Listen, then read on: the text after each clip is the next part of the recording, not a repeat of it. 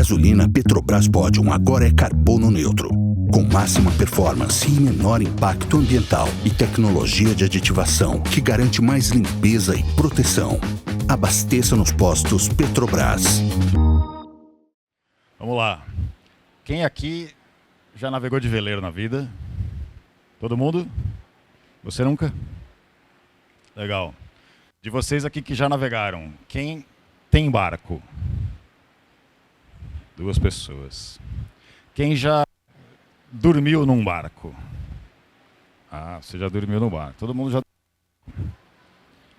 Quem já ouviu falar que ir para a Ártica é uma travessia potencialmente bastante tempestuosa? Todo mundo tem essa imagem na cabeça. Legal. Então, eu quero compartilhar aqui como alguém aprender. Acho que está falhando a bateria aqui, não sei se parece que está acabando a bateria. Alô, alô? Vamos ver se vai andar. Então o que eu quero compartilhar aqui é mostrar como é possível aprender, né? Não é que eu vou ensinar alguém de fato, então eu vou ser o filme da Matrix, né, que enfia aquele espeto atrás da cabeça, a pessoa treme um pouquinho e depois de alguns minutos saiu pronta, né? Mas eu quero mostrar esse caminho. Então eu vou mostrar isso a partir então dessa história, dessa minha história. Quando eu era criança, eu assistia Jacques Cousteau na televisão. Eu suponho que todo mundo aqui saiba quem foi o Jacques Cousteau? Sim? Todo mundo? Então, eu tenho 48 anos. Eu, quando era criança, assistia aquilo lá. A gente se reunia, né, a família, acho que todo mundo aqui deve ter próximo da minha idade, um pouco mais, um pouco menos. E se lembram o que é isso, né? Martim não sabe. Você já ouviu falar do Jacques Cousteau, Martim? Nunca ouviu falar? Foi o cara que inventou o equipamento de mergulho. Antes dessa invenção, a única forma de ir embaixo d'água era com o escafandro, aquelas botonas de chumbo, e andando pelo fundo com aquele tubo enfiado na cabeça, aquele capacetão, né? Então, o Jacques Cousteau inventou uma possibilidade de você ser autônomo, né? Então, o nome scuba, né, em inglês, ficou conhecido como o equipamento scuba, que é a sigla para o equipamento autônomo, né? Self-Contained Underwater Breathing Apparatus, quer dizer, uma traquitana de respirar embaixo d'água autônoma. E isso mudou tudo. E quando eu era criança também, eu tive que fazer um trabalho para a escola sobre a Antártica. Eu tinha 12 anos. E eu falei, pai, eu preciso fazer um trabalho de um continente aí, Antártica. Aí a gente foi numa livraria, comprou um livrinho pequenininho. Eu comecei a ler para preparar a apresentaçãozinha lá para a escola. E me apaixonei por aquela história lá de pinguins, de o lugar mais frio do planeta já registrado, né? Menos 89 graus, o Drake com as suas ondas gigantes e o lugar tempestuoso e tudo mais. Então ficou com aquilo na cabeça, né? Falei, nossa, que legal, eu quero muito ir para esse lugar. Então, encantado com o mergulho e com a Antártica, eu muito cedo comecei a mergulhar, com 14 anos, e com 18 anos eu era um profissional do mergulho. E então foi uma coisa muito lógica também, eu decidi que eu queria fazer biologia. Assim que eu entrei na piscina pela primeira vez e comecei a respirar embaixo d'água pela primeira vez, eu tive uma percepção que aquilo faria parte da minha vida profissionalmente, eternamente. Então, né, ser biólogo era uma coisa bastante lógica. Então tá, entrei na faculdade e eu queria mergulhar, queria ver tubarão. E aí fui procurar quem que trabalhava com tubarão. E naquela época eu só achei gente que trabalhava de forma indireta, né? Então era o cara que ia e pegava as informações dos barcos de pesca, ia lá ver o que tinha chegado de tubarão nos barcos de pesca. Eu falava, não, eu não quero embarcar com barco de pesca, eu quero mergulhar. Então, fiquei ali querendo aquele estágio ideal, aquela oportunidade ideal, e demorou até, de repente, aparecer, finalmente, um tal de um projeto lá, que ia fazer um levantamento dos peixes recifais, que são esses peixinhos coloridinhos e de águas límpidas e quentes, que vivem junto, geralmente, aos recifes de corais. Então, foi um alvoroço, todo mundo queria participar, todo mundo queria ser aquela pessoa escolhida para estar naquele lugar. Né? E eu, como já tinha uma experiência boa de mergulho, já era profissional do mergulho, por acaso, por essa paixão que eu já tinha, por essa dedicação que eu já tinha, eu tinha mais mergulho que todos os candidatos somados, né, desse negócio, e acabei sendo o felizardo. E a gente foi, mergulhou um monte de lugar, e com um esquema de expedição assim, bem não tinha uma operação de mergulho que levava a gente tinha que operar tudo, a gente alugava os barquinhos de pesquinha lá, e ia a gente, né, fazendo aquilo tudo, foi uma coisa incrível. Assim. Então, foi quando eu finalmente brinquei de Jacques Cousteau. Essa foto aqui no meio, a gente em Abrolhos. Eu lembro que, não sei se nesse exato dia, mas de manhã cedo, eu sentava no tetinho do barco ali, ficava escrevendo no meu diário. E eu lembro de ter escrito, era março, já tinha começado as aulas da faculdade, de escrever que, meus colegas agora estão tendo aula de Fisiologia 2, e eu estou aqui em Abrolhos. Né? Enfim, então aquilo era um sonho. E foi muito natural pensar que eu queria fazer aquilo não só em Abrolhos, não só em outros lugares da costa do Brasil que a gente fez, mas em todo o planeta. Então foi muito natural falar, cara, a gente tem que dar a volta ao mundo. E é muito natural se você fala, a gente tem que dar a volta ao mundo, de falar, então a gente tem que ir de veleiro. Né? Temos que dar a volta ao mundo de veleiro. Então esse sonho foi estabelecido dessa forma. Só que a vida muda um pouco de rumos. E eu acabei, no final da faculdade, percebendo que eu não queria ser cientista. Eu amava estar em campo, eu amava estar no mergulho, eu amava estar no mar, mas eu não tinha o que era necessário para ser um cientista. Aquilo não me atraía. O trabalho da ciência, de fato. Embora eu admire demais isso daí. Demais da conta. Então, eu falei, cara, eu vou ser músico. E fui estudar música. E aí aqui começa a entrar a parte do aprendizado, né? De como é importante essa questão do aprendizado, porque eu falei no começo que eu ia falar como é possível aprender, né? E a partir de uma situação minha, que eu não fui apresentado para o mar, não era meu pai não mergulhava, meu pai não velejava, minha família, ninguém, absolutamente nada a ver com natureza, com mar, com nada, com acampar, com trilha, com absolutamente nada. Né? Toda a minha família inteira, do lado da minha mãe e do lado do meu pai, eu falo que é normal, que até dói, de tão normal. Então, indo estudar música, né, já com 20 e tantos anos, tive um professor incrível. Ele é um mestre, isso já faz 20 e tantos anos, né? E depois, enfim, não sou mais músico profissional, mas fui. E esse professor, hoje ele já era uma grande referência, mas hoje ele é ainda mais uma grande referência na percussão brasileira. E era incrível como ele sabia guiar os alunos, como ele sabia ensinar a matrix do que é a música. Ele não ensinava a tocar o pandeiro, não é que ele ensinava a tocar uma caixa, um tambor, alguma coisa assim, mas ele ensinava você a entender a música, a conceber a música. Né? Que seria, por exemplo, a diferença de você aprender a fazer uma receita de uma comida, ou algumas receitas de comida, e você saber conceber uma refeição, saber conceber um evento, saber conceber todas as comidas, tudo que tem que conter para aquilo lá ser uma refeição, numa festa, uma coisa assim. Então, na música tinha isso. E eu lembro até hoje, um dos ensinamentos mais incríveis que eu tive dele, é que ele falou assim, tem horas que a melhor coisa que você faz é sair para tomar um café.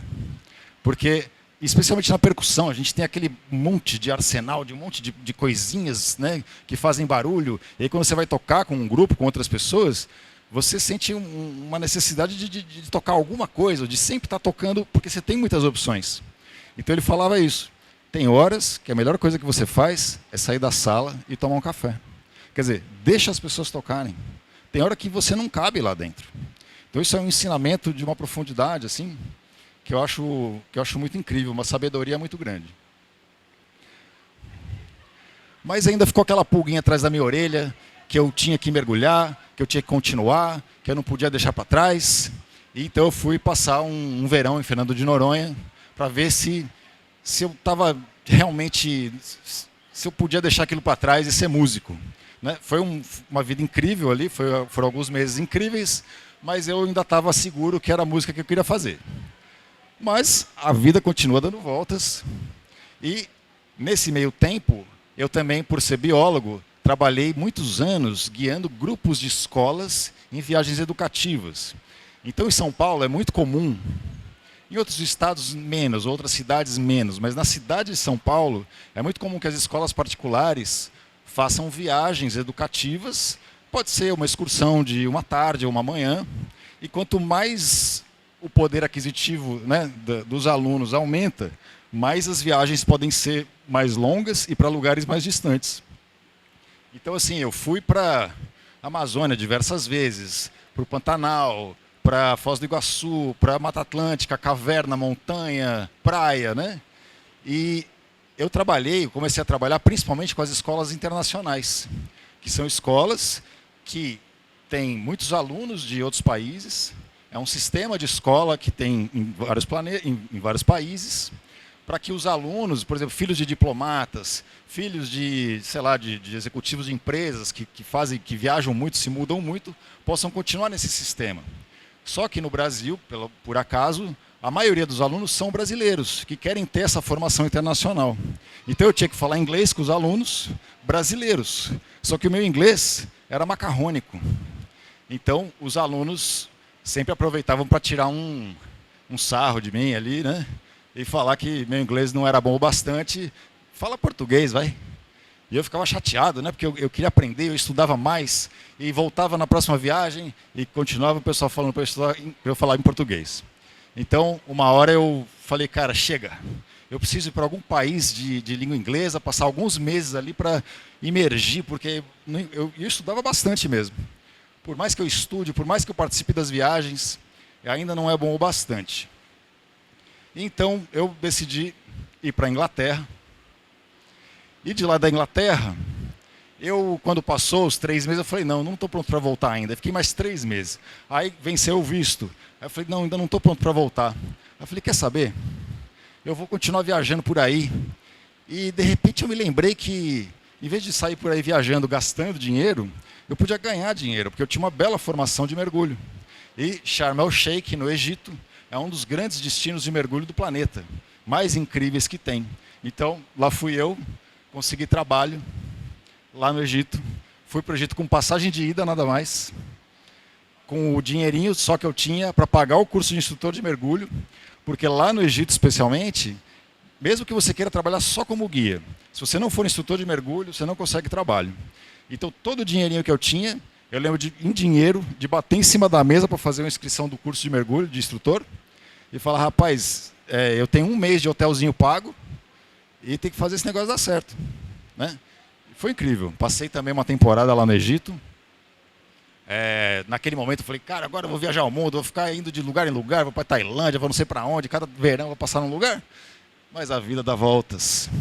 E aí, eu também aproveitei para ir visitar um amigo que ele ia se casar, e ir na Colômbia com uma colombiana. E eu fui então partir na minha primeira mochilada, de verdade, mochila nas costas, pela América do Sul, para finalmente chegar no casamento. E chegando no Mar do Caribe, lá na Venezuela, eu olhei para aquele mar e falei assim, eu fiquei tempo longe demais do mar já. Eu fiquei tempo demais longe disso aqui, já não dá mais. Eu preciso começar a voltar para aquela direção que eu estava lá atrás, lá na faculdade, lá nas expedições de mergulho que eu fazia, para fazer aquela tal volta ao mundo. Aquele negócio começou a martelar na minha cabeça de volta. E eu vi que eu não estava pronto para abrir mão daquele negócio lá. Aquilo era muito parte de mim. E aí, eu descobri que as pessoas que fazem tradução simultânea ganhavam bastante bem. Aí eu falei, rapaz, eu estudei bastante inglês, né? Eu vou dar vamos ver se eu consigo fazer esse negócio aí. E aí foi mais uma etapa, mais um aprendizado, nesse processo de aprendizado que eu tenho na vida, né? Se tem uma coisa que eu acho que eu sei fazer muito bem, é aprender, né? Eu já me dediquei a diversas, vocês vão chegar ao longo da história aí, mas eu já me dediquei a diversos campos do saber, em nível bastante avançado, né? Então, muitos processos de aprendizado. E algo também que foi muito incrível é que eu cheguei ali na aula de tradução simultânea, e na aula de tradução simultânea você não aprende a falar inglês, você já tem que chegar pronto. Já tem que chegar com inglês super afiado. E eu tinha justamente aprendido no início, os primeiros anos, na unha, lendo livro, estudando umas gramáticas e indo nessas viagens com as escolas internacionais, com professores nativos de países de língua inglesa. Então, eu sem perceber, fui avançando. E quando eu fui, antes de ir para a Inglaterra, eu fui fazer um curso intensivo na cultura inglesa, de férias. E cheguei lá na cultura inglesa e falaram assim, tá, que nível você tá? Eu falei, não sei. Como não sabe? Não sei. Quanto tempo você estudou de inglês? Não sei. Estudei aí uns tempos aí, mas nunca formalmente. Aí ficavam me olhando com uma cara estranha e eu mais estranho de volta, falando, por que esse pessoal está me olhando com cara estranha? Então me deram um teste e tal, eu fiz o tal do teste. E tudo bem, falaram, ó, seu nível é um XYZ nível. Tá bom. E aí chegou no dia da aula, eu fui feliz da vida fazer aula. Feliz da vida, porque o que eu mais queria era aprender inglês. Eu falei, nossa, agora eu vou aprender de verdade. E aí eu pedia mais lição de casa para o professor, pedia mais livro para comprar. O professor achava que eu era demente, os alunos tudo achavam que eu era demente, os colegas de turma. E foi então que depois de uma semana estudando, nesse intensivo que era de um mês, eu fui no final de semana revisar os estudos da semana, que eu comecei a ler o livro de preparação daquele semestre. E aquele livro falava que a gente estava se preparando para o exame mais difícil de língua inglesa para falantes não nativos da Inglaterra, que é o tal do Proficiency. Então eu falei, rapaz, então se eu estudar esse negócio aqui com afinco, eu então consigo passar no teste, nesse teste aí, né? E vou para a Inglaterra só curtir, em vez de eu precisar ficar lá estudando, fazendo aula e tudo mais. Então, assim, foi incrível como eu aprendi fazendo, né, nas viagens com as escolas, mas nesse último estágio, ao eu ter acesso ao curso da cultura inglesa, que tinha um material didático, com os exercícios, com tudo que eu tinha que fazer e conhecer, e me preparar, como aquilo me levou num nível muito gigantesco. Então, eu quero trazer aqui a importância da gente saber o que a gente não sabe, quer dizer, se dar conta do que é que a gente não sabe, que a gente tem que saber daquele conhecimento. Porque como é que é possível a gente aprender sem que eu saiba o que eu tenho que aprender? Né? Quando a gente começa em qualquer campo do saber, a única forma da gente aprender é se dando conta do que a gente não sabe. Então, se tem uma pessoa que ensina a gente, um professor, um mentor, né? Aquilo é um caminho muito mais fácil, embora a gente não precise, de fato, de um professor para aprender, né? Mas se tiver, é muito mais fácil. Então, ter essa guia. Então, então voltei lá na tradução simultânea e, por acaso, por eu ter tido esse estudo tão profundo da língua, eu conseguia progredir muito melhor do que os meus colegas do curso de tradução, porque eles não tinham a mesma fundação, a mesma dedicação no estudo, naquele estudo técnico. Né? Então, assim, línguas, né? Todo mundo sabe que para aprender uma língua é um saber prático. Se você não praticar, não vai aprender. Né? Então tem gente que fala, não, mas é só conversação, eu só quero aprender conversação. Tipo, tá bom, você pode aprender, mas se você quiser aprender em alto nível, não adianta, não existe só prática, não adianta só fazer prática. Ou pode até adiantar, mas você vai levar tanto mais tempo para conseguir avançar. Né? Legal. Só que o mundo dá voltas de novo.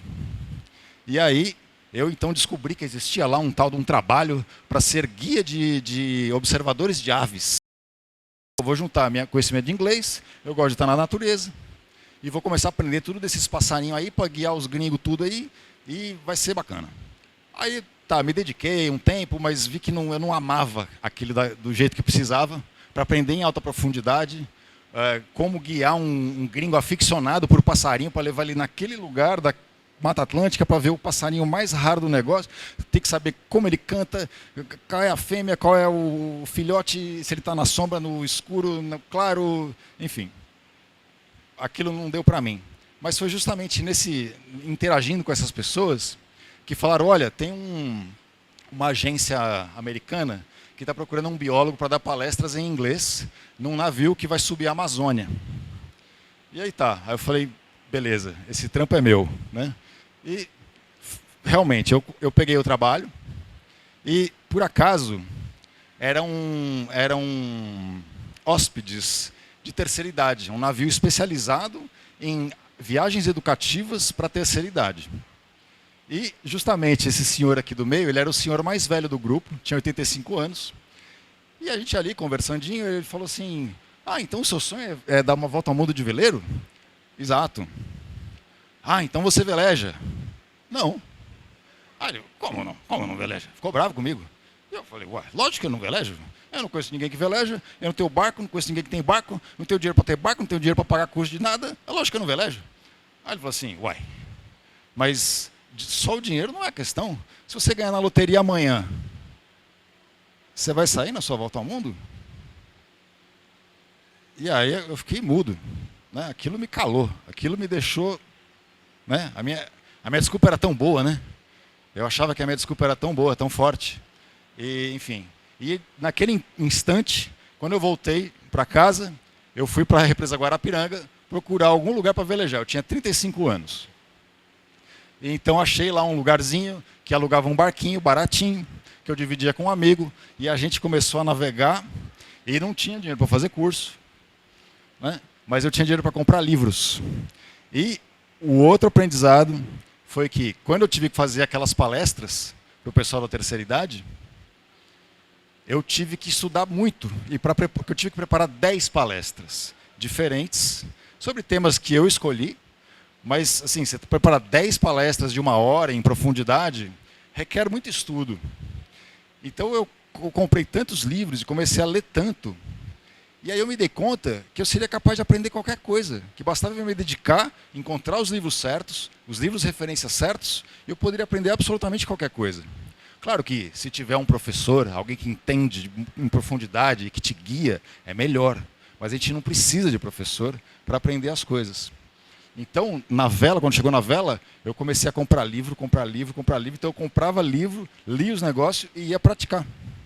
E numa desses livros que eu estava lendo, eu lia também livros de relatos.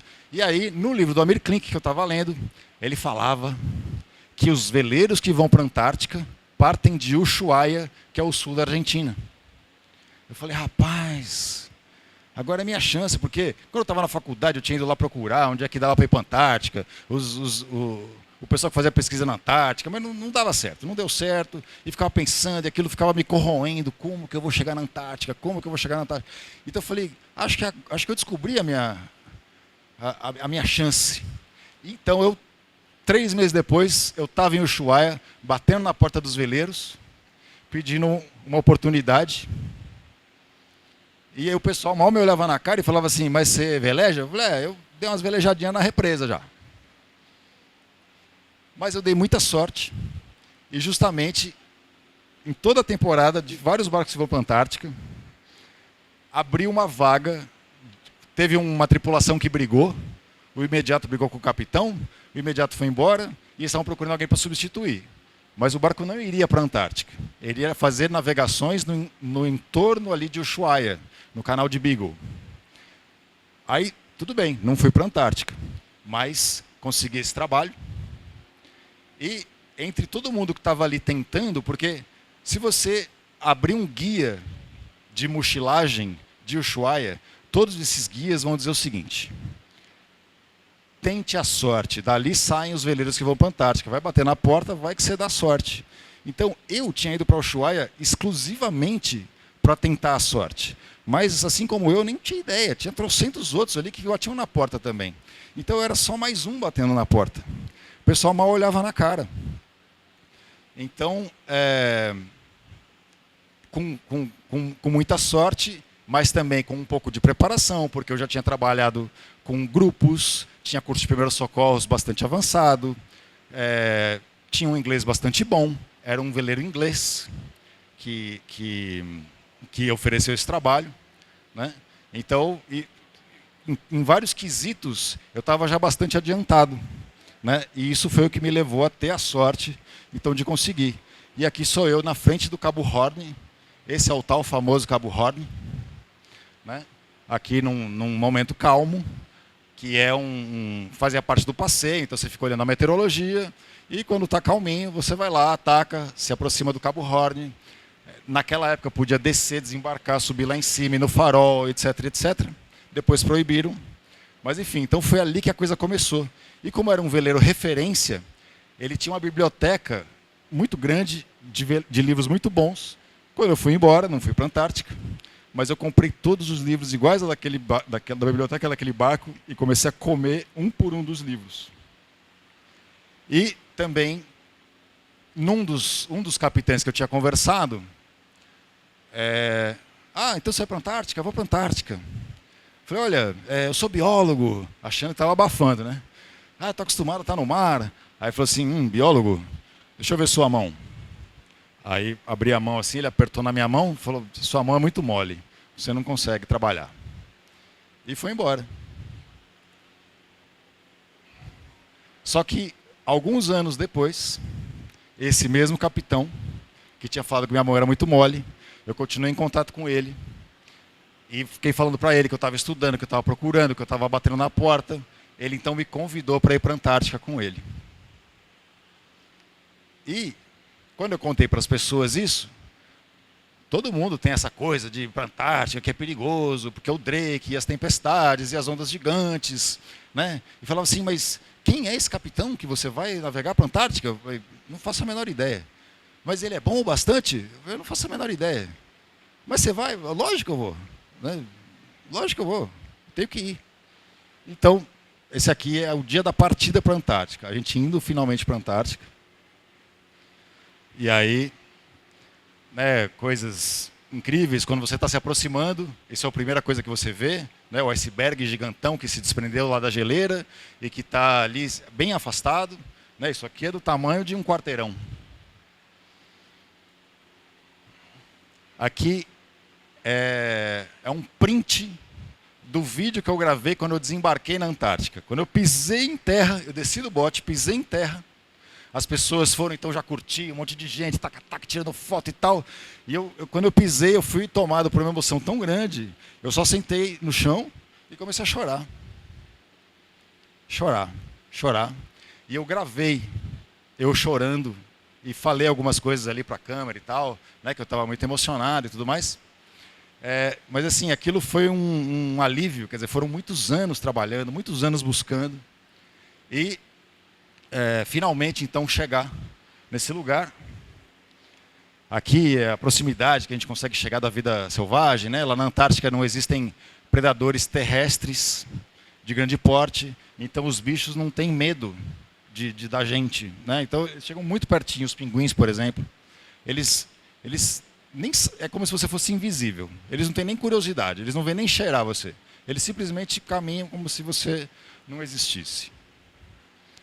Aqui uma boquinha de um... Esse grande é uma ferradurona, né, que é uma boca de um vulcão, que já está desativado. Mas essa boquinha pequena, onde está o barco aqui, teve uma explosão uns 50 anos atrás. Enfim, né, então ainda tem ali tem lugares com água morna, por causa dessa atividade aí. Aqui um bando de orcas. Não é comum ver orcas, mas é possível, se você der sorte. Aqui é aquela foquinha mais lindinha, né, mais fofucha. Muita gente pergunta, mas e na Antártica é muito frio, né? Mas assim, não é tão frio assim. Até porque a gente vai no verão, a gente vai de barco, quer dizer, para o barco navegar, a água tem que estar em estado líquido. Né? E se você for pensar em termos de distância do polo, essa região da Antártica que a gente vai, ela está distante do polo, no mesmo tanto, mais ou menos, que o norte da Escócia está do Polo Norte. Então, assim, você falar, vamos no verão para a Escócia, ninguém vai falar, eu vou morrer de frio. Ou mesmo para a Noruega, que está ainda mais próxima do polo, se for no verão, ninguém fica pensando, mas é muito frio e tal. Então a Antártica tem um pouco dessa mística, né? Que você vai cair o nariz, vai cair a orelha. Mas isso é porque a gente normalmente está acostumado a ouvir as histórias das pessoas que vão conquistar o polo. Né? Mas a Antártica é tão gigantesca que basta você chegar no nortezinho dela ali, né? Ainda bastante distante do polo, e que dá para ver muita coisa. Então não sei se consegue ver, mas aqui embaixo é um alemão. Tudo bem que ele é alemão, né? Mas ele estava ali tomando sol, curtindo. Tá vendo? É um dia que a água nem se mexe, não sei se dá para perceber. Ela está lisinha, lisinha. Então, quer dizer, se está sol e não tem vento, é bastante quente. Aqui a gente dando um rolê ali pelos icebergs. Aqui é o labirinto de icebergs. E aí você pode ficar ali curtindo, vendo as formas diferentes, os bichos diferentes. Uma caverna de gelo que a gente teve a oportunidade de visitar. Das 9 vezes que eu fui, só uma vez eu tive a oportunidade de estar num espaço desse. A gente estava falando no começo, né, da idade mais ou menos aí parecida com a minha, que eu tenho 48 anos, para quem chegou depois. Então, quando eu era criança, tinha lá o filme do Super-Homem, que ele morava no castelo de cristais e tal, né? Eu sentia que eu estava dentro do filme do Super-Homem, aqui nessa caverna de gelo. E para quem já esteve numa caverna, a caverna de gelo é idêntico a uma caverna de calcário. Tem estalactite, estalagmite e todas aquelas formações lindas e muito loucas e tal, só que de gelo. Aqui uma outra foca diferente. Essa tem as patas longas, né? Ela consegue andar. A gente tem na nossa imagem como se fosse a foca do circo. Aqui um petrel gigante. É um bicho, essa asa abertona assim, é como se fosse daqui até aqui. É um bicho bastante grandão. E ele é todo desajeitado. E também chegando muito perto, ele passou, veio pousando onde estava a cadeira, mais ou menos aqui. Eu tirando foto, ele passou do meu lado, quase raspando em mim. Nem olhou para mim, foi embora. Então, quer dizer, é uma exuberância e uma proximidade com a vida incrível. E, então, de volta, quem era aquele capitão? Quem era aquele cara com quem eu fui para a Antártica? Né? Aquele cara era o cara que mais vezes em toda a história atravessou com o próprio veleiro o Drake. Nesse momento aqui, eram 50 vezes. Isso foi em 2015. Hoje ele já está em 60 e alguma coisa. O cara que mais vezes tinha atravessado o Drake no comando do próprio veleiro em toda a história. E a gente se deu muito bem. Foi incrível, a gente meio que se apaixonou um pelo outro. Ele foi o melhor chefe que eu já tive na vida, em qualquer trabalho que eu já fiz. E ele falou que eu fui o melhor tripulante que ele já teve. E tem uma coisa curiosa. Com as mãos, mesmo com as mãos. Então, mas é que a história é tão longa que eu tenho que ir correndo para caber tudo aqui nesse tempo aqui para contar. Mas quando ele falou que eu tinha a mão macia demais, foram 3 anos até eu estar de volta aqui a bordo. Rapaz, eu praticamente ficava esfregando a mão no asfalto todo dia, né? E, inclusive, quando chegou a hora de fazer a viagem, eu era também, minha função era cozinheiro a bordo. E assim, eu nunca tinha cozinhado de fato. Eu me virava bem, mas assim, cozinhar para um grupo, eu falei, olha, ele falou, você cozinha? Eu falei, não, eu me viro. Mas se você me ajudar com quantidades e me der algumas sugestões do que eu posso fazer, eu me viro, eu resolvo. E aí, na primeira refeição de todas, uma pessoa perguntou assim, falou, e você teve algum tipo de teste que você fez para estar aqui, para cozinhar para a gente e tal? Eu falei, cara, teste de cozinha na verdade não. Mas quando eu conheci o Hank, ele pediu para ver minha mão e falou que minha mão era macia demais. E aí o pessoal começou a rir.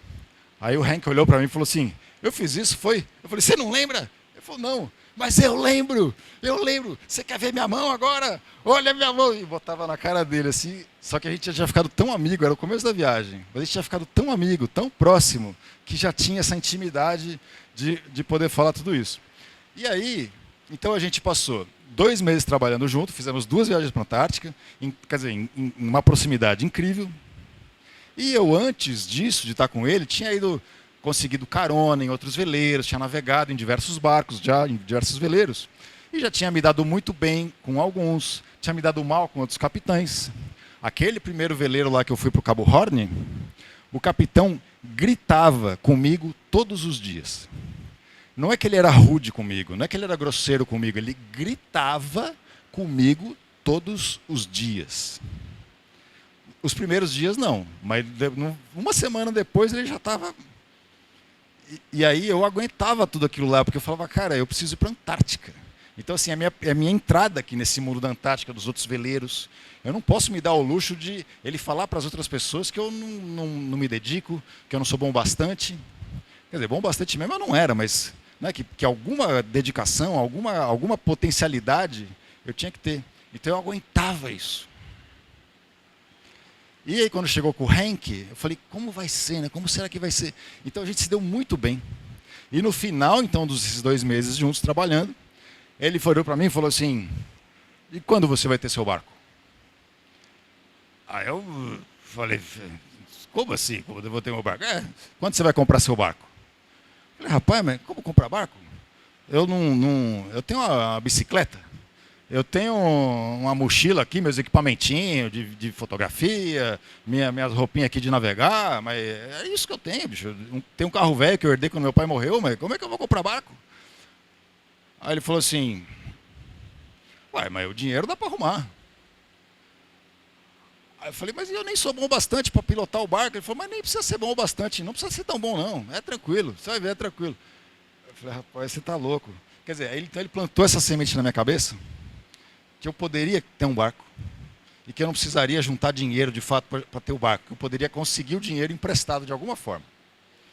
E tá, e por acaso, 2015, verão de 2015, 14 para 15, que eu estava ali fazendo esse trabalho na Antártica, foi quando a família Schurman partiu na 3ª volta ao mundo. E eles foram para a Antártica também. Então, teve um momento que eles chegaram e a gente foi vizinho de Porto. E eu já admirava a família Schurman desde muito tempo, desde a primeira volta ao mundo que eles fizeram. O filho mais novo, não sei se vocês têm familiaridade aqui com a família Schurman, todo mundo tem familiaridade com a história da família Schurman? Então, alguém não tem familiaridade com a história da família Schurman? Família Schurman, quando eu tinha 18, eu tenho 48, quando eu tinha 18 anos, sei lá, 30 anos atrás, uma tal de uma família estava voltando de uma volta ao mundo de 10 anos. E ficaram famosos, tiveram muita vivacidade em se promover, em estar na mídia. Ficaram muito famosos, lançaram o livro e viraram a tal família velejadora que deu volta ao mundo, etc, etc, etc. E depois eles fizeram a segunda volta ao mundo, já mediaticamente, já não mais curtindo família, mas já fazendo uma expedição com mídia, fantástico, etc. E então fizeram a 3ª volta ao mundo, que foi essa em 2015, já com um barco enorme e tal. E eu admirava, eu falava, rapaz, imagina que incrível que deve ser poder participar disso, mas imagina, só os amigos deles, só os brothers deles que vai ter chance, que vai ter alguma chance. Né? Eu não tenho a menor chance. Mas lá em Ushuaia, a gente se conheceu, se deu muito bem, estava tendo uma troca de tripulação, e eles falaram assim, olha, daqui a gente vai para atravessar o Pacífico. Né? Depois da Antártica, segue para atravessar o Pacífico. E aí, eu preciso falar um pedaço da história que naquela época que eu tinha 18 anos, que eles lançaram um livro, eu li, me encantei e tal, eu não sei porquê, mas eu tive um encantamento especial com a Polinésia. Eles falavam muito da Polinésia no livro, e eu fiquei com aquele encantamento de Polinésia. E por acaso, todas as fotos mais lindas de mergulho que eu via, eu ia ver onde era Polinésia. Então eu fiquei com aquilo na cabeça, e falei, rapaz, eu preciso ir para a Polinésia, mas eu preciso mergulhar na Polinésia, não basta eu ir navegar. Agora que eu estou indo para a Antártica, você ganha uma moral incrível quando você é tripulante de um veleiro que já foi para a Antártica. Se eu for bater na porta de qualquer barco de qualquer lugar do mundo, você já navegou? Eu já trabalhei num veleiro que foi para a Antártica. O pessoal vai sabe, falar, rapaz, perdão, né? Tô brincando assim, mas tem uma certa reverência. Né? Então eu falava, agora está ficando mais fácil de eu ir para a Polinésia de alguma maneira. Mas como é que eu vou mergulhar? Não basta para mim só navegar. Então de volta, família Schurman. Família Schurman fala assim, então, a gente queria que você fosse o chefe de mergulho da expedição na Polinésia.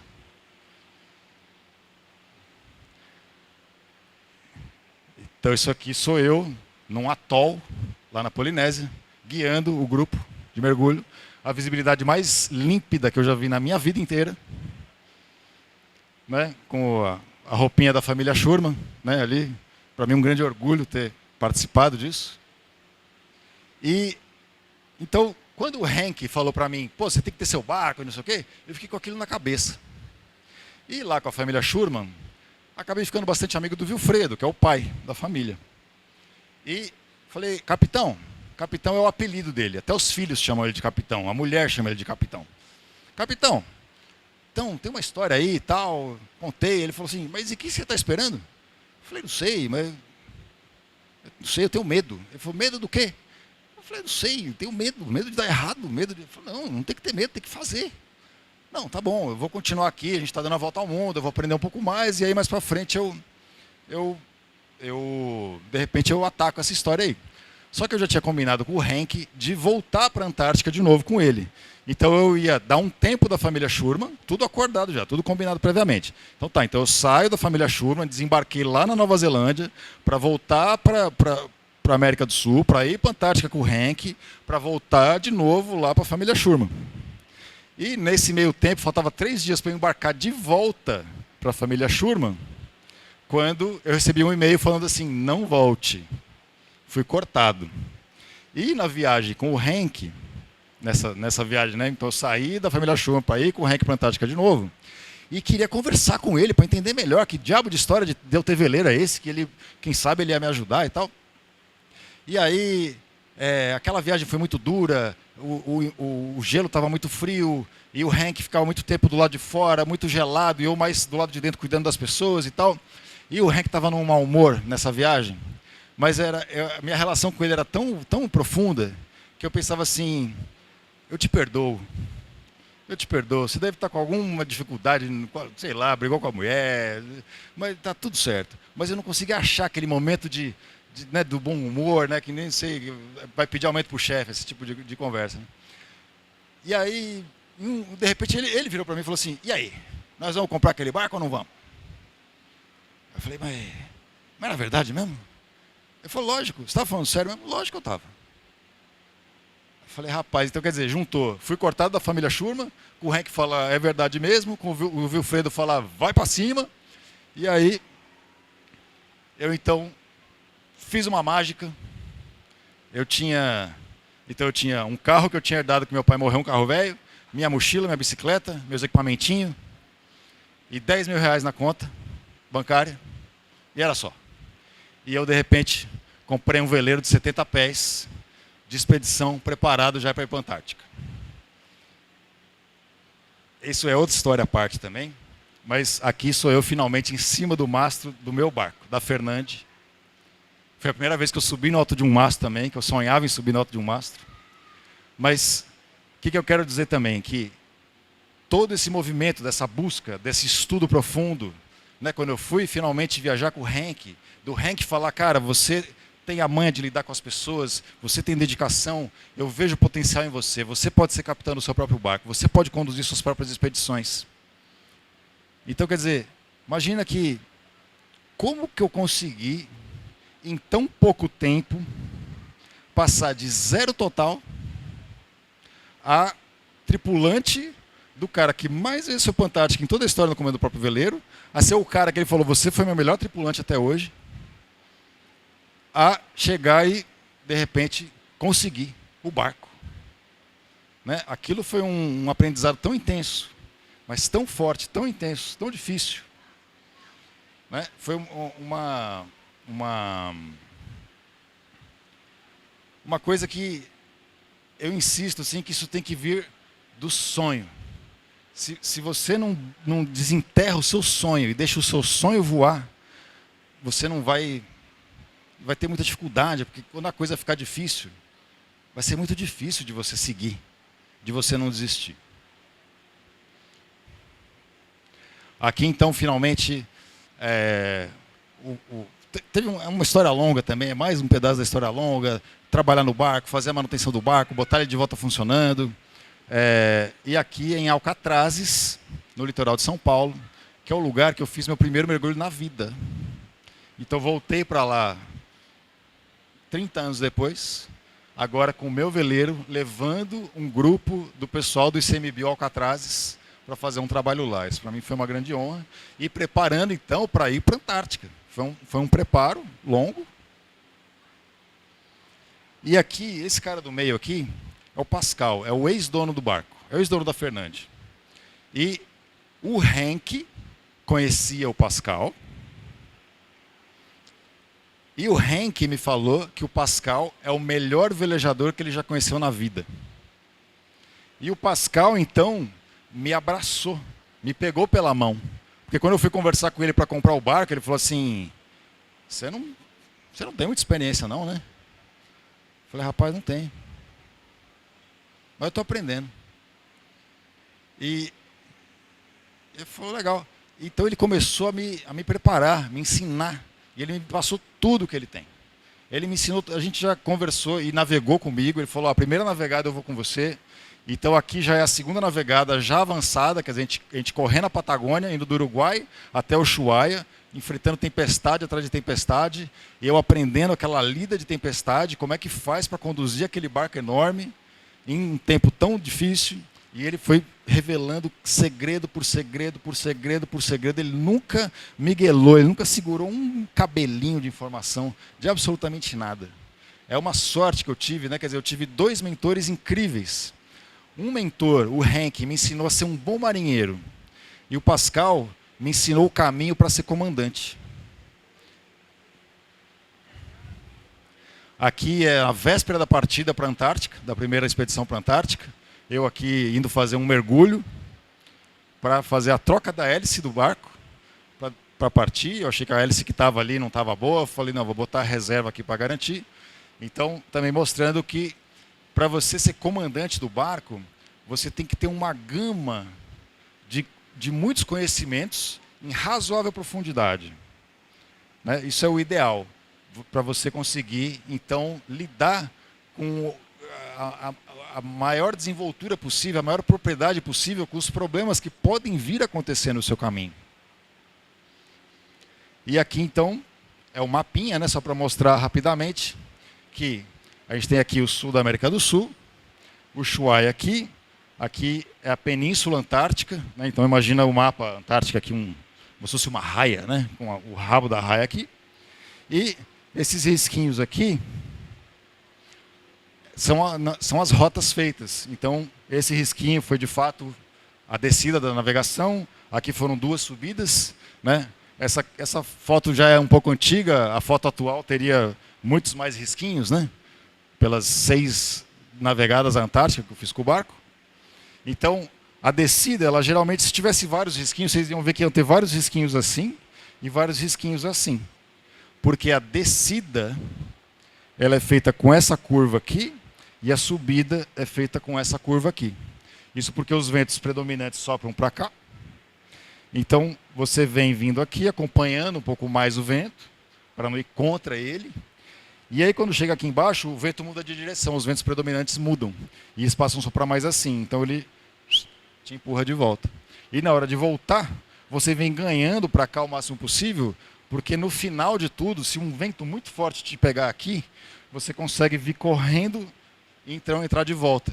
Porque se você vier se afastando para cá e o vento forte entrar, vai ficar bastante difícil você enfrentar contra ele para entrar para lá. Aqui a gente no Drake, então essa coisa que as pessoas pensam que o Drake é super tempestuoso e vai morrer, e vai a ondas de 50 mil metros de altura. Então assim, isso aqui é o Drake, né, numa calmaria danada, é um drone voando aqui e tirando foto do barco. Dessas 9 vezes que eu tive na Antártica, 3 com o Henk, 6 eu no comando, 4 vezes, se contar a ida e volta 2 vezes, né, são 18 cruzadas. 4 dessas 18 em calmaria total.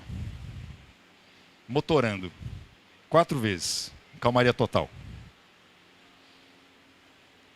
Aqui, então, eu no comando finalmente cheguei na Antártica. Mais uma sériezinha de Antártica. Isso aqui é bacana, né? Você acorda, de repente está tudo nevado e tal, faz guerra de neve no convés. Aqui o pessoal na frente ali de olho nos pedaços de gelo que podem estar no caminho, né? Que não, se você bater não vai afundar o barco, mas pode amassar. Então a gente evita e fica sempre de olho. Os icebergs grandões pega no radar, mas um iceberg do tamanho disso aqui, do tamanho dos barcos que estão aqui, do tamanho de um ônibus, né? Não fica muito para fora d'água. Então a gente tem que estar sempre atento, fazendo essa vigia para o gelo. Aqui também drone. Aqui é o desfiladeiro, né? O famoso... Um lugar muito, muito famoso. O Estreito de Lemaire aqui, o Canal de Lemaire, ali na Antártica. É como se fosse uma serra do mar para um lado, uma serra do mar para o outro. E a gente vai se enfiar lá para dentro. E aqui é a proximidade que a gente chega, né, da vida. Vem baleia, curtir e tal, e falar com a gente. E eu quero falar um pouco do Homo sapiens, né, que vocês estão vendo ali em cima. Homo sapiens passou a ser o meu nome artístico, né, porque uma vez minha irmã me falou, olha, você precisa de um nome, você precisa achar um nome e tal. E aí eu comecei a fazer uma listinha de coisas e tal. E aí eu falava uns nomes para ela, ela falou, não, tá tudo horroroso. Eu falei, mas pô, você acha tudo ruim? Ela falou, todos os nomes que você está fazendo são ruins. E até que faz brainstorm e tenta. Então eu cheguei nesse nome, Homo sapiens, né, que para mim ele me representa muito bem, porque é uma brincadeira da palavra Homo sapiens, que é a espécie humana, só que é a espécie sapiens. Né, e eu sempre me senti meio ET, meio diferentão, meio não me enquadrando direito aí nos lugares e tal. Né, e essa coisa então da sapiência, né, o sapiens, através do estar na natureza, do aprender na natureza. Isso para mim então acabou virando Homo sapiens, né? Virou esse nome artístico. Aqui é o famoso Tibum polar, né? Todo mundo que vai para a Antártica acaba dando uma mergulhadinha ali, tira a foto, 3 segundos dentro da água, já sai, já... beleza? E aí então veio a pandemia. E na pandemia todo mundo parou. E foi ali que as pessoas começaram a me cobrar, que estava todo mundo na internet, e que eu devia também começar a produzir conteúdo.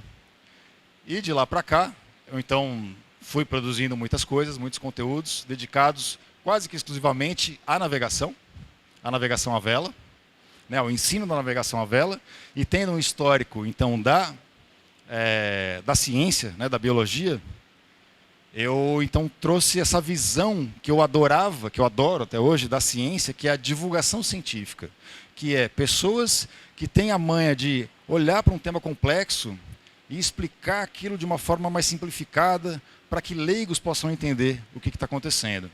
Então, eu que sempre gostei muito disso, falei, cara, eu vou trazer, vou falar de vela, vou falar de navegação, mas de uma forma estilo divulgação científica. Então, tem uma série de vídeos, né? Hoje o canal tem 50 vídeos. Ele atingiu agora, recentemente, 45 mil inscritos. Se tornou o canal de ensino de vela brasileiro com mais inscritos. Quem não conhece, for assistir, vai perceber uma evolução bastante grande aí desde o primeiro vídeo até o último vídeo.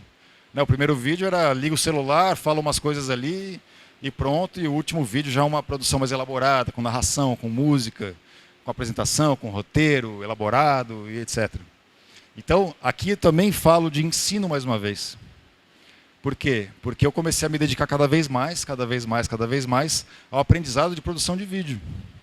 Eu sempre gostei de ensino, mas uma coisa é você ensinar, uma coisa é você dar uma palestra. Então a gente aqui interagindo, né, falando, tem o cheiro, tem o som, tem a tridimensionalidade. Mas essa mesma situação, essa mesma palestra aqui gravada e assistida no vídeo, ela fica um pouco, né, ela perde muito. Então, assim, não basta mas eu estou acostumado a dar palestra, eu estou acostumado a ensinar, eu ligo lá a câmera e falo uns negócios como se eu estivesse dando uma aula presencial. Né? Não é assim que funciona. Então, eu fui numa busca, e cada vez mais. E é o que é curioso, e eu não sabia o que eu não sabia. Né? Eu não tinha noção do que eu não sabia, do que eu tinha que saber, do que eu tinha que aprender para finalmente fazer um vídeo da qualidade que é o meu último vídeo, quando eu estava no primeiro vídeo. Então foi uma busca, é como se fosse, eu me sentia como se eu estivesse num labirinto, perdido. Como se eu estivesse aqui, eu sei que eu quero chegar lá, mas um negócio vira para cá, o outro vira para cá, e vira de novo. Então como se tivesse que ficar mapeando no escuro, e abrindo e acendendo luz aqui, acendendo luz ali, para ir descobrindo esse tal desse caminho. Né? E então, muita do que eu aprendi nessa caminhada de produção de vídeo e de conteúdo didático veio do YouTube. Veio de assistir vídeos. Então, uma coisa que eu posso afirmar também é que o YouTube é uma ferramenta incrível, fantástica. Na época que eu estava aprendendo de navegação, não tinha quase material. Então, eu me vali dos livros. Mas, de certa forma, foi um pouco de sorte hoje, eu vejo, que não existia o YouTube. Porque o YouTube, por definição, ele não é um bom lugar de aprendizado em profundidade. Alguém achou esquisito o que eu falei aqui? Né? Eu acho que cada vez mais a gente está se dedicando a gente vê coisas no YouTube. Eu que achava que eu era um leitor ávido, eu descobri que eu era um aprendedor ávido, porque os materiais que estão no YouTube, em vídeo, eu confesso que eu prefiro assistir em vídeo do que ler. Mas o YouTube, por definição, ele está buscando público, né? Ele está buscando cliques. E eu confesso que eu fiz a mesma coisa. Os vídeos aqui eles não estão numa sequência lógica de ensino nem nada. Cada hora é um tema diferente, de uma forma diferente, que pode despertar interesse, com um roteiro cada vez mais buscando fazer um roteiro interessante, que as pessoas vão querer assistir.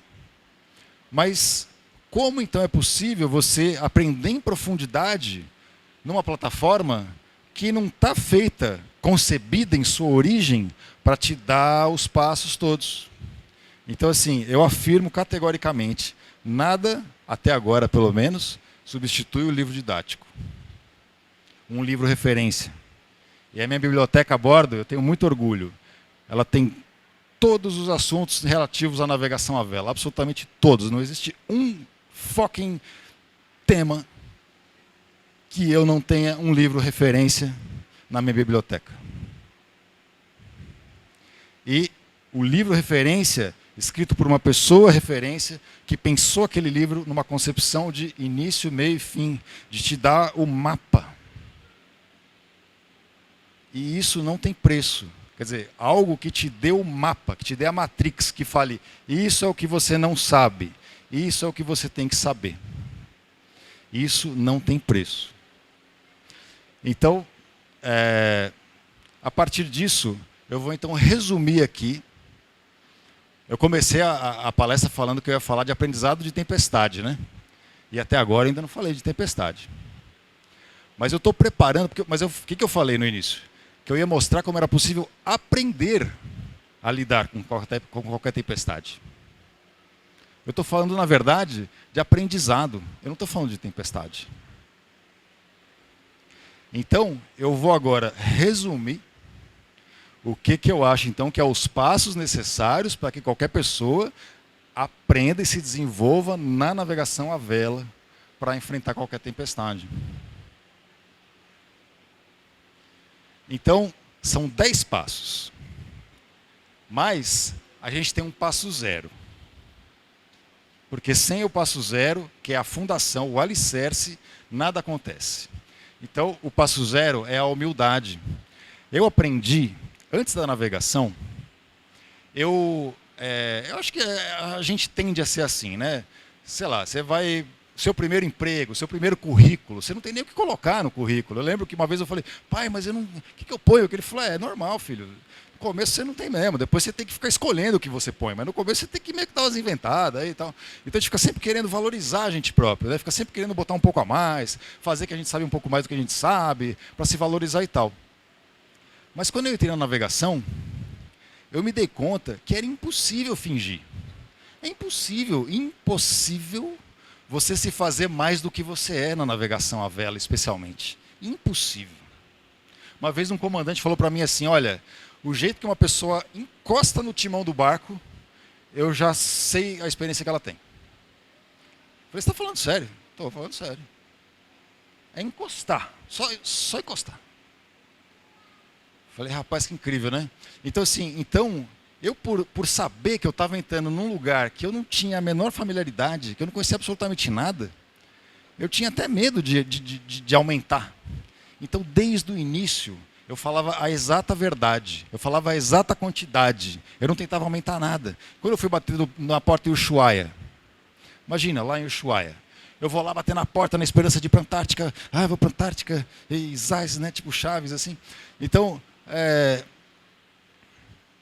e você navega? Eu tenho um pouco de experiência na represa, nos barquinhos pequenininhos.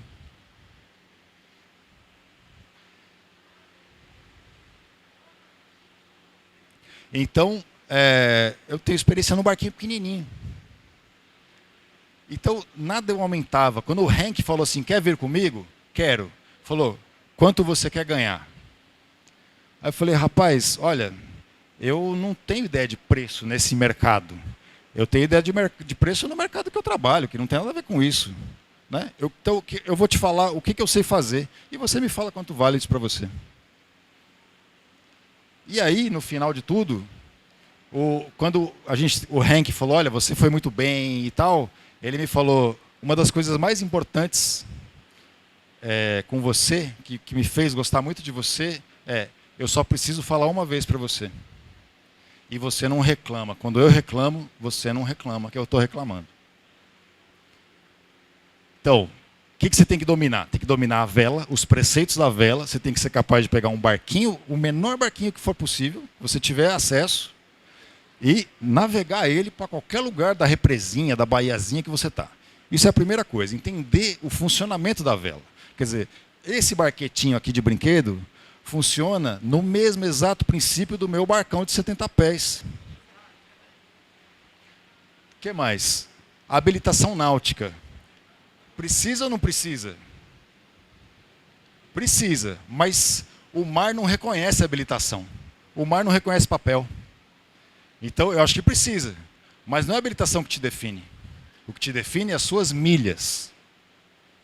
Tem que saber de marinharia, tem que saber dar nó, tem que saber atar alguma coisa muito bem atada no convés do barco, a prova de tempestade, tem que saber fazer bem a manutenção, porque se o motor der problema, você vai ser capaz de então resolver em certa profundidade, conseguir sair dos problemas. Porque no meio do mar não tem como chamar mecânico, não tem como chamar alguém para fazer para você, você tem que saber. Você tem que conhecer de natureza, tem que conhecer de meteorologia, tem que conhecer de oceanografia. E foi isso que me ajudou a sair da grande tempestade que eu enfrentei lá no Cabo Horn, com 80 nós de ventos sustentados e rajadas de 115 nós. Isso é indescritível. Indescritível a força desse mar, o tamanho dessas ondas e a dificuldade que é passar por isso. Tem que entender de cozinha. Você pode até não ser o melhor cozinheiro a bordo, mas você tem que saber cuidar do mantimento, tem que saber guardar o mantimento, tem que saber comprar o mantimento. E tem que saber orientar. Porque a cozinha a bordo, dizem, né? E é verdade. Qualquer lugar que você for, vamos dizer, a segunda função mais importante depois do capitão é do cozinheiro. Porque é o cozinheiro que vai manter o moral alto ali, que vai saber a cozinha certa, a comida certa para fazer no momento certo. Se está calor é salada, se está frio é sopa. Falar línguas, eu acho importante. Você vai viver sem falar línguas. Mas se você souber falar o inglês, você vai poder ter acesso aos materiais para você poder aprender, vai poder ter acesso a viagens, a pessoas que você vai conhecer, a falar com autoridades de outros países. E aqui, no caso, eu estou mostrando uma tripulação composta de diversas nacionalidades. Então, eu comandei a tripulação em inglês, em espanhol, em português, graças, pude lidar com todo mundo, graças a esse conhecimento de línguas. Tem que conhecer de segurança, tem que saber tudo o que você tem que fazer, tem que conhecer de tempestade, tem que saber em teoria pelo menos tudo que envolve você saber navegar, você cuidar do seu barco, saber se você está em perigo ou se você não está em perigo. Tem que saber de liderança, para você poder liderar a sua equipe, para você poder dar o comando e as pessoas não ficarem ali titubeando se você tem condição de cuidar da tripulação, se você tem condição de fazer as coisas ou não tem condição de fazer as coisas. E eu botei aqui até o livro do Shackleton, porque quem não conhece a história do Shackleton, ele foi uma história de sobrevivência incrível, considerado um dos grandes líderes de toda a história. E eu aprendi muito com o Shackleton, li diversos livros sobre essa história, sou muito fã disso daí. E a 10ª coisa é o aprendizado constante. Eu penso nisso como se fosse um espiral que sobe. Então eu tenho que atacar 1, 2, 3, 4, 10. E atacar de novo 1, 2, 3, 4, 10, 1, 2, 3, 4, 10, subindo, e subindo, e subindo, e subindo. Porque o furacão, na verdade, é isso. O furacão começa com uma chuva de verão. A semente de um furacão é uma chuva de verão. Tem até um vídeo do canal que eu falo sobre a produção de furacões, como eles se formam, etc. e tal. Então, uma chuva de verão, se confluída da forma certa, vira um furacão. Então é isso que a gente tem que fazer com a gente mesmo. É transformar o nosso conhecimento em furacão.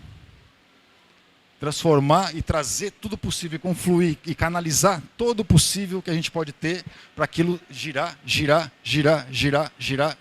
e subir e se transformar num furacão que sai varrendo tudo, sai enfrentando qualquer coisa. Mas sem o nosso sonho, que a gente pode libertar esse sonho e que pode trazer essa motivação para a gente não tem o que fazer, não tem como resolver. Então,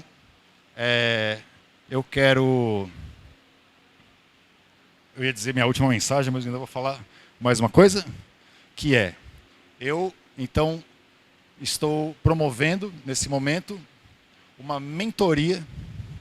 Eu estou querendo encontrar pessoas que querem ser conduzidas por esse caminho de aprendizado. Então, eu sei a dificuldade que é galgar e procurar e estar no labirinto sem ajuda, só com o livro, caçando e sem saber o que é que eu tenho que saber.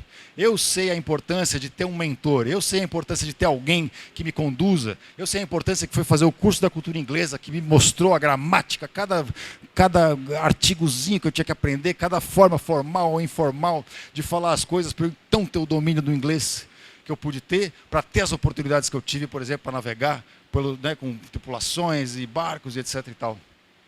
Então, eu estou abrindo essa oportunidade para pessoas que queiram, então, seguir nesse caminho, e quero poder seguir com isso, que nem eu tive 2 grandes mentores, mais a relação toda por trás disso, né, oferecer isso daí. Então, nesse momento, a mentoria ainda não está disponível, mas ela está em produção. Então, quem tiver interesse em saber mais, entre, por favor, nessa página aqui, mentoria.homosarpiens.com/lista de espera. Você vai cair nessa página que está aqui, coloca seu nome lá, seu e-mail, dá Enter. Depois vai aparecer um grupinho de WhatsApp também para você entrar, para poder estar em contato também, tanto por e-mail quanto por WhatsApp, para aumentar as chances da comunicação ser mais eficiente. E então eu quero finalizar falando que, voltando nessa história do sonho, que é o sonho que move a gente. Uma vez eu fiz uma tradução de uma palestra de um astronauta que falou que ele entrou na NASA já na última idade que podia alguém entrar na NASA. Eu acho que era 32 anos, uma coisa assim. E ele por anos e anos e anos tentava e não conseguia, tentava e não conseguia, tentava e não conseguia, tentava e não conseguia. E ele finalmente entrou na NASA. E ele falou, rapaz, aqui todo mundo queria ser astronauta igual eu desde criança. Na escola, quando eu falei que queria ser astronauta, na época de escolher profissão e tal, a galera falou, mano, você está louco? Como você ser astronauta? Isso é coisa de criança. Então, quer dizer, imagina se ele tivesse ouvido aquelas pessoas, né? Então, a gente, desde criança, tem sonhos mirabolantes. E a gente parece que vai esquecendo, parece que a gente vai deixando se enterrar, parece que a gente vai acreditando que querer ser astronauta é coisa de criança. Então, assim, vamos dar asa para o nosso sonho, vamos sonhar, vamos desenterrar tudo isso daí. Vamos deixar a coisa andar. E eu afirmo, se o seu sonho não é grande o suficiente para te assustar, mas assustar de cagar na calça de medo, ele não é grande o bastante. Muito obrigado. A gasolina Petrobras Podium agora é carbono neutro, com máxima performance e menor impacto ambiental e tecnologia de aditivação que garante mais limpeza e proteção. Abasteça nos postos Petrobras.